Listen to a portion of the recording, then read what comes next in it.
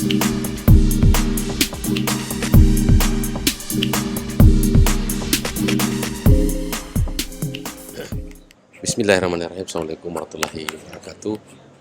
Adik-adik sekalian, kita lanjut lagi pada materi kita terkait dengan pengantar hukum tata pemerintahan atau pemerintahan daerah. Selanjutnya bahwa kita lihat dari segi pendahuluan bahwa hukum itu sesungguhnya adalah dimaknai sebagai sebuah aturan. Yang memuat perintah, larangan, dan kebolehan. Jadi ada tiga unsur yang terkait dengan hukum yang kita bisa lihat secara umum ya. Yang pertama adalah adanya perintah. Jadi suatu hukum itu memuat adanya perintah. Yang kemudian yang kedua itu adalah memuat adanya larangan, yang kemudian kebolehan. Jadi pada prinsipnya kalau dia diperintahkan berarti itu harus dilakukan misalnya. Kemudian larangan ya harusnya ada keharusan dan kebolehan. Kemudian pemerintah adalah organisasi yang memiliki kewenangan untuk membuat dan menerapkan hukum. Jadi kalau kita melihat bahwa apa sebenarnya yang kita lihat terkait dengan hukum pemerintahan itu, maka kita melihat bahwa adanya aspek bahwa aturan itu dibuat oleh pemerintah. Karena mengapa? Karena pemerintah yang memiliki kewenangan untuk menetapkan suatu peraturan perundang-undangan.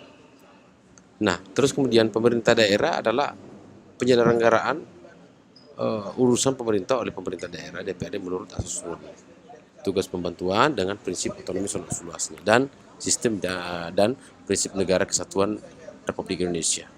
Apa yang dimaksud dengan hukum? Terus.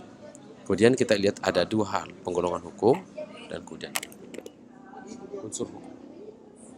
Nah, selanjutnya adalah kita lihat bahwa penggolongan hukum, kita lihat bahwa ada penggolongan hukum terkait dengan hukum tertulis, ada penggolongan hukum secara tak tertulis.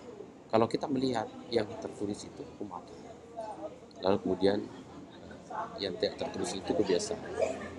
Nah, kebiasaan itu merupakan sebuah hukum, tapi dia merupakan hukum tak tertulis. Sebagai sebuah contoh yang saya berikan gambaran kepada saudara-saudara bahwa bagaimana negara kita menghargai yang namanya hukum. Nah, sehingga kemudian perlu untuk kemudian dijadikan sebagai dasar bahwa adat itu merupakan sumber hukum. Nah, sehingga kita melihat di daerah Bulukumba, kita melihat bahwa ada di sana adat. Walaupun undang-undang mengatakan bahwa kita harus menggunakan helm ketika naik motor, tapi kalau Anda masuk di daerah zona adat di sana itu daerah Kajang, tentu Anda boleh menggunakan helm di daerah Amatua tersebut. Itu penggambarannya. Terus selanjutnya adalah hukum yang tertulis. Yang manakah yang dimaksudkan? Itu adalah perundang-undangan. Yang kedua adalah jurisprudensi dan traktat atau perjanjian. Perundangan ada yang dikodifikasi dan ada yang tidak dikodifikasi. Unsur hukum yang pertama adalah kita lihat adalah kumpulan peraturan. Kemudian adalah adanya perintah dan kemudian ada larangan. Sanksi bagi yang melanggar. Jadi kalau kita melihat terkait dengan ini bahwa unsur-unsur hukum itu terjadi kumpulan peraturan-peraturan, baik dari peraturan perundang-undangan tingkat atas, undang-undang, PP, peraturan presiden, Perpres, kemudian adalah masuk ke peraturan menteri, ada peraturan daerah, itu merupakan suatu kumpulan-kumpulan peraturan. Nah, di situ akan dilihat adanya perintah dan adanya larangan.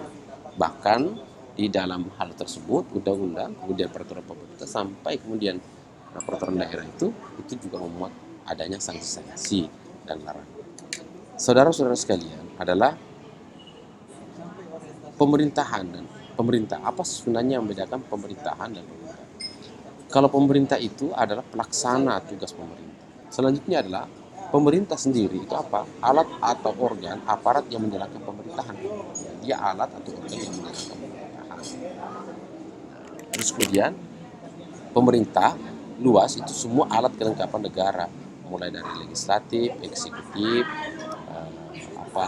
yudikatif, itu dimaksud dengan pemerintah, termasuk semua. Tapi kalau kita ambil makna pemerintah dalam arti sempit, maka yang dimaksudkan adalah pemerintah tersebut itu adalah kekuasaan eksekutif saja,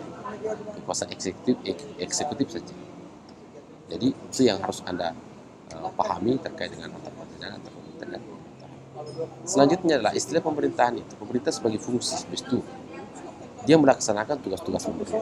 Dia melaksanakan tugas-tugas dari pemerintah.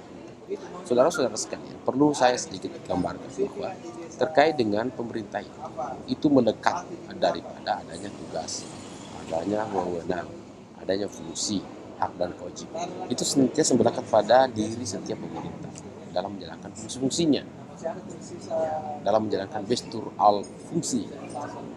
Nah, terus kemudian pemerintahan sebagai organisasi, jika dilihat dari pemerintah secara organisasi, gestur al organ, maka dia dimaknai sebagai mempelajari ketentuan-ketentuan susunan organisasi, termasuk jelasannya ada fungsi, ada penugasan, ada kewenangan, dan ada kewajiban masing-masing departemen, badan, dinas, dan instansi pemerintah. Melekat pada jadi sehingga kemudian fungsi, tugas, kewenangan, kewajiban, hak, itulah kemudian yang dilihat kesalahan-kesalahan pada aspek penyelenggaraan pemerintahan yang lalai atas tugas fungsi, itulah kemudian masuk dalam hukum administrasi.